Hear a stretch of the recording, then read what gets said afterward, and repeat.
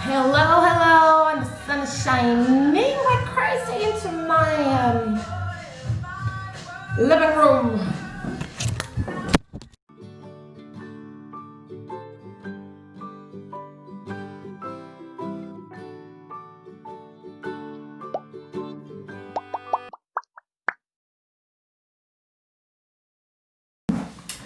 Welcome back to television, Debbie's television, and today I want to talk about why the spiritual movement seems to be on and on and on and on going, and why it has a tendency to feel like a religion, since there are so many groups, that tend to have various resources and manuscripts and stuff they read into that give them a guideline how to be spiritual, basically. You're reading something, you're reading a book, it's called literacy, not spirituality, isn't it? Oh, I read this book, so I've become spiritual. There's no such thing. I thought, especially now in 2020, it's a bit of a big deal. And I think it's good. I consider myself rather spiritual, but I also believe that everybody is spiritual, because the biggest difference in religion and spirituality for me is that spirituality is connected to your soul, whilst religion is maybe more connected to the mind. I do think that religions are also put on our planet so that we can find spirituality, or that we at least have like somewhat of a connection with a god, which is in spirituality what we call the universe, and source, that's God. So there are a lot of parallels in religion and spirituality, but you don't have the term soul really significantly approached in any kind of religion other than maybe Hinduism and Buddhism, which are probably the most spiritual of all religions, and also one of those huge resources. Massive resources, very, resources of all the spiritual movements. And some of them can be a little bit annoying, in the sense of there's even a way to speak, and preferably you should always talk calmly. And I don't have anything against talking calmly, but I personally am a little bit more bubbly perhaps, and therefore I have had moments of being guilted into that maybe my emotions are too strong and out of control, and therefore my spiritual path is perhaps not going so well, in a sense. Anyways, by being so unicorns and rainbows all the time, you fuck it up for the people that are trying to learn, because they're gonna think that this is how it's supposed to be 100% when they're on a spiritual journey. Because they're gonna be, if you are trying to help someone or the people, the collective, they're gonna feel terrible for having emotions. It's people who make it so harsh, and you can do what you want with your mind, combining it with a religion or spirituality. At the end of the day, they're all beliefs. Whatever we consider real is a belief, because we don't really know much of the truth, do we? And it varies from each individual to the next. So I don't think there is a black and white truth. There is, a really big picture, and spirituality is more or less about that. It's more of a worldview. It's a way of seeing life. It's a way of seeing ourselves. It's a large acknowledgement to the fact that we have a soul that is sitting inside and perhaps sometimes screaming.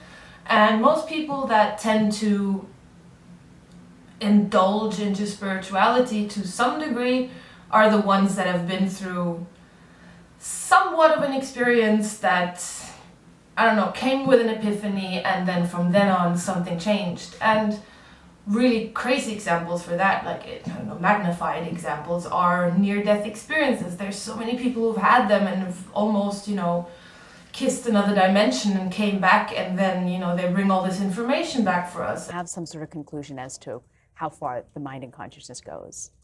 Again, from what we can determine, which is actually fascinating, and it raises questions about our whole science, about what happens when we die, is that it appears that even though people have gone beyond that threshold of death and their brain has shut down, that entity that we call consciousness, the mind, the psyche, whatever you want to call it, does not seem to become annihilated. From the evidence we have, that at least tens of minutes, if not hours of time afterwards. I mean, okay, Jesus, but who has seen him in the last 2,000 years? Nobody. So we don't have that in religion, and spirituality is, yeah, it is more like a fifth element in our world that we haven't acknowledged yet. It's an untouchable thing, and since we're so focused on materialism, and in religion, you know, you have a God to kind of point towards. You have a book that maybe tells you how this all evolved and why you should believe it, and you know, how to be and not be. But it's always a little bit black and white, and humans have always had a little bit too much to do with it, in the sense that we are still evolving, whilst spirituality, if it were really the source of everything, like it says there, you know, there is just an experience for us, but we are therefore just, you know, co-creating for and with the universe, and therefore spirituality is in a way just life. All I'm asking is, let us take off this word because it's the most corrupted word. If you say spirituality, somebody's thinking of heaven, somebody's thinking of God, somebody's thinking of an egg-shaped something floating.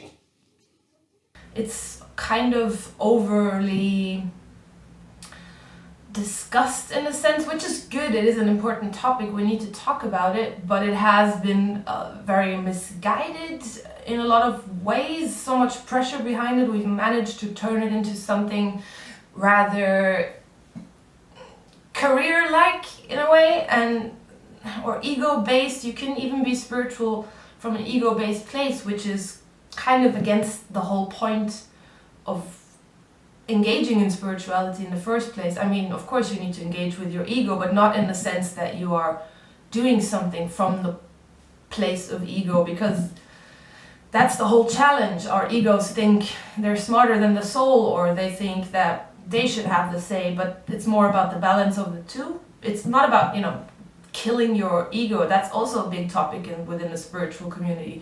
We have to kill our ego. Some people even claim to not have an ego anymore, and that for me is a little bit tricky. It's like, it's basically the proof of having an ego, saying that you don't have an ego anymore, because then you probably would have, you know, exploded into light and left this planet if you don't have an ego, because that's almost the ultimate achievement. And again, the word achievement is really a bit wrong in spirituality again, because spirituality has so much room for what we call failure, and it's all about, you know, the experience from failure, caring more about the journey than perhaps the destination. That is spirituality. It's just life. It's how we live life, how we see life, and how we approach it. Our ego tends to get, you know, angry about stuff, what we don't get, what we didn't manage. We get ashamed, we get annoyed, we get maybe even guilty for not pleasing certain people. Whilst if we do stuff from a place of our soul, we forgive ourselves, we have patience with ourselves, we give space to understand why we did a certain mistake, and therefore we grow and learn, and, you know, we have a career in life rather than maybe at some company that dictates us what identity we should take on, and yeah, best case we take on the identity of a corporation.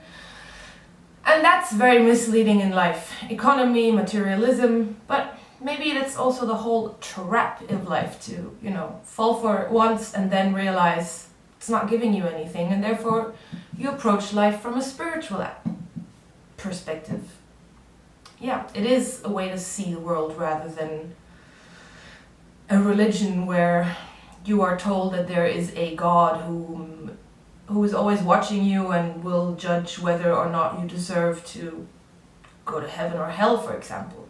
The thing that shocks me about Christianity a lot is that there's a lot of cases of churches going after money, or priests that are engaging with children on a level that they should absolutely not, and those are not uncommon stories, and that for me is just very weird. But again, it is a reminder for us to really look at things closer, and those small mistakes that humanity makes along the way, or the bad things we do along the way, they're really just there for us to see it, and the worse it gets, the clearer it is, and then we can always, it's never too late to approach spirituality, and therefore it doesn't really matter if you're an acknowledged guru or if you just, overcame your depression that you've had for 20 years and maybe the last 2 years of your life you're not depressed, but at least you get to, fully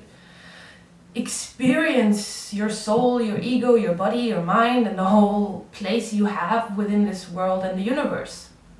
It's not about if you have managed to meditate well every day for 10 years in a row. I mean, that would be great, but it's not a must whatsoever.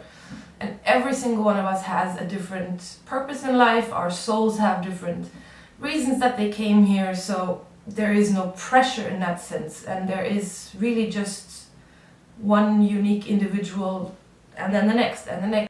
Maybe it's all not that important. At least that's what I think. Anyway, I hope you enjoy a little bit the background on why spirituality is still moving on and on and on and on, and why you don't have to listen to nobody, excuse me, but your own self. So, bye.